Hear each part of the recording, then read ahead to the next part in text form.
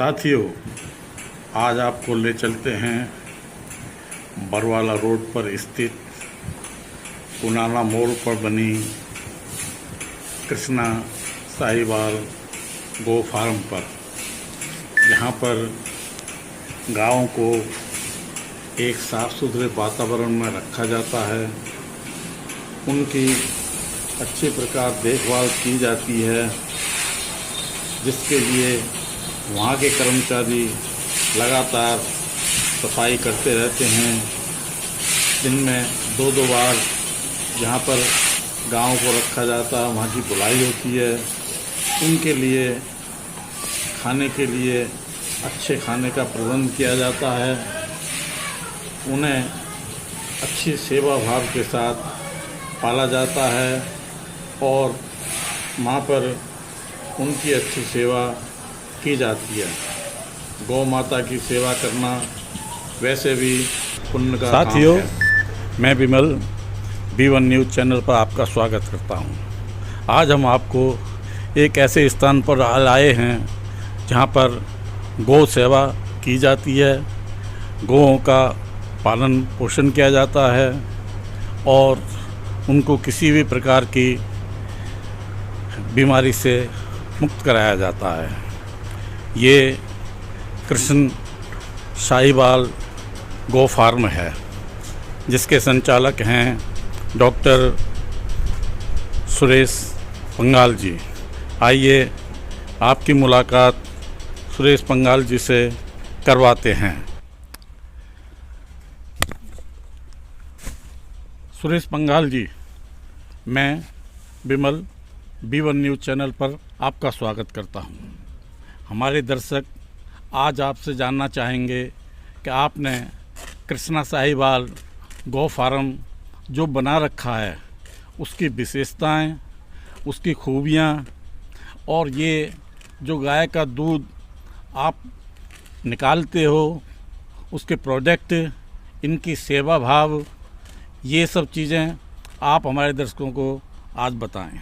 सबसे पहले तो मैं विमल जी आपका बहुत बहुत धन्यवाद करता हूँ। आप कृष्णा काऊ फार्म पे आए, साहिवाल गाय फार्म पे आए, और आपके जो दर्शक हैं मैं उनका भी बहुत बहुत धन्यवाद करता हूँ, ताकि आपके न्यूज़ चैनल के माध्यम से वो साहिवाल गायों की पद्धति के उनकी विशेषताओं के बारे में जान सकें। मैं आपको बता देता हूँ जी, हमारे हिंदुस्तान में साहिवाल, गिर, थार पारकर, कोकण जितनी भी देसी गाय हैं वो वास्तव में धरती पे सबसे शुद्ध जानवरों में से एक उनकी गिनती होती है। और साहिवाल गायें हैं, देसी जितनी भी गायें हैं, उनके दूध से, जो हमारे ऋषि मुनि आश्रमों में भी रखते थे, उनके दूध का प्रयोग करने से, उनका मक्खन खाने से और उनका पनीर खाने से वो शरीर की जितनी भी बीमारियां हैं वो सारी की सारी दूर हो जाती हैं।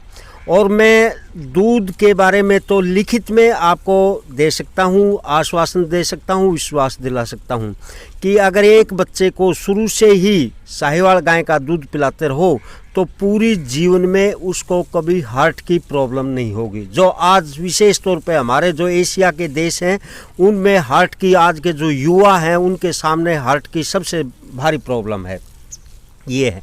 तो ये जब मैं एक स्कूल का निदेशक भी हूँ, तो जब पीछे कोरोना लगा तो मैंने देखा कि हमारे देश के जो युवा वर्ग है और लोग हैं उनमें इम्यूनिटी पावर जो है वो कुछ कम हो गई है।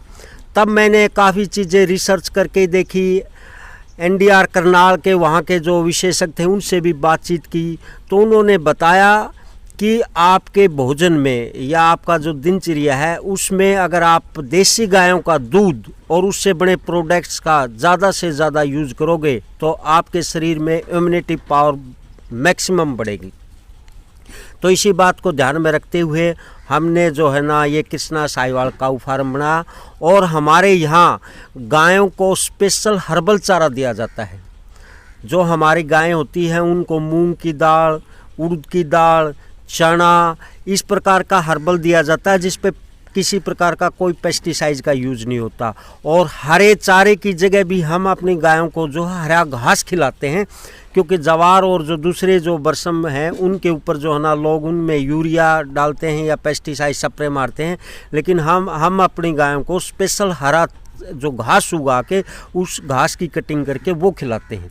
इसलिए हमारा जो दूध है वो पूर्ण रूप से शुद्ध होता है और जो है ना उस शरीर में एक ऐसी इम्यूनिटी पावर डेवलप करता है जो मनुष्य को हर तरह की बीमारियों से लड़ने की ताकत देता है, बच्चों का बौद्धिक विकास करता है, जो बच्चे हार्ट से जो जिनका वीक होता है उनको पूरा करता है, जिनके बाल झड़ते हैं उसको पूरा करता है, आइज़ की जो आँखों की प्रॉब्लम होती है उसको दूर करता है, और भी कई तरह की अन्य जो बीमारियां हैं। अगर नियमित रूप से आप देसी गाय का घी और दूध प्रयोग करोगे तो आप स्वस्थ रहोगे।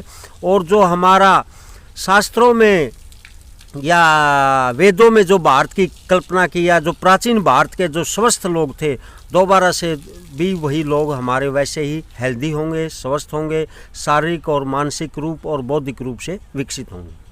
सुरेश पंगाल जी, इस समय आपके गौ फार्म में कितनी गाय उपलब्ध हैं और कितना दूध आप रोज़ वितरित करते हो? इस वक्त हमारे काऊ फार्म पे 40 गायें हैं और सभी हमारी वो साहिवाल गायें हैं, और लगभग हमारा 125 क्विंटल के करीब दूध होता है। और सारे का सारा दूध जो है ना यूज़ होता है। दूध की तो हमारे पास एडवांस में कॉल आती रहती है उनको, बल्कि हमने वेट करने के लिए, जैसे मंथ के किसी बीच में किसी व्यक्ति की कॉल आई तो उसको नेक्स्ट मंथ से हम स्टार्ट करते हैं, क्योंकि अब लोग जो है ना ये समझने लग गए कि अगर हम शारीरिक रूप से और मानसिक रूप से विकसित नहीं होंगे, मजबूत नहीं होंगे, तो जो है ना हमारा वो धन दौलत किसी काम का नहीं होता है। और इसलिए जो है ना अब लोग हमारी जो पुरानी पद्धति थी खान पान की, रहन सहन की, उन सब की तरफ जो है ना लोगों का रुझान हुआ है। और अब धीरे धीरे लोगों में जागरूकता थी। हर रोज़ 10 से 12 फ़ोन हमारे पास दूध के लिए, घी के लिए, लस्सी के लिए आते हैं। और जो है ना हम प्रयास करते हैं कि आने वाले समय में हम जो है ना 100 गायों की व्यवस्था करेंगे, ताकि हाँसी शहर के और आसपास के लोगों को शुद्ध देसी गायों का दूध और घी और मक्खन मिल सके। सुरेश पंगाल जी, ये जो आपने गोबर आता है गाँव का, उसका क्या इस्तेमाल करते हो?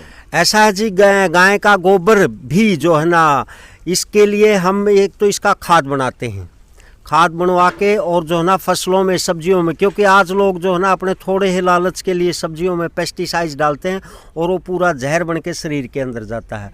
और दूसरा, अभी हमने मशीन लगाई हुई आने वाली है हमारी, जिससे हम हवन की लकड़ियां तैयार करेंगे। आपने पुराने समय में भी देखा कि जब ब्राह्मण को हम खाना खिलाते थे तो उसको गोबर से लीपते थे, क्योंकि इसके अंदर वो सारी एंटीबायोटिक जो चीज़ें होती हैं, अगर आप गोबर का, अपने पुराने मकानों में भी हम गोबर की लिपाई करते थे, तो इसका भी हम उपयोग करेंगे। और अभी हमारी भारत सरकार ने भी गोबर से जो है ना एक प्लास्टर बनाने की है, जिसके लिए जयपुर ट्रेनिंग दी जा रही है, और कुछ समय बाद हम जयपुर वो ट्रेनिंग लेके आएंगे। और आने वाले समय में अगर आप सभी का साथ रहा, सभी का सहयोग रहा, तो हम उस गोबर से प्लास्टर बनाएंगे, ताकि लोग अपने घरों में उसको यूज़ करें। और वो उस प्लास्टर के बावजूद आपको एयर कंडीशन लगाने, एसी लगाने की ज़रूरत नहीं होती, वो वातानुकूलित होता है। गाय का जो गोबर होता है वो वातानुकूलित होता है, गर्मियों में अपने आप ठंडा होगा और सर्दियों में अपने आप गर्म होगा। और अब हम इससे हवन सामग्री मिला के, और हवन में जो लकड़ियाँ यूज़ होंगी दूसरी लकड़ियों की जगह, क्योंकि अब चंदन की लकड़ियाँ तो लोग प्रयोग नहीं कर पाते, और हवन की लकड़ियाँ तैयार करेंगे, ताकि लोगों का घर का वातावरण भी।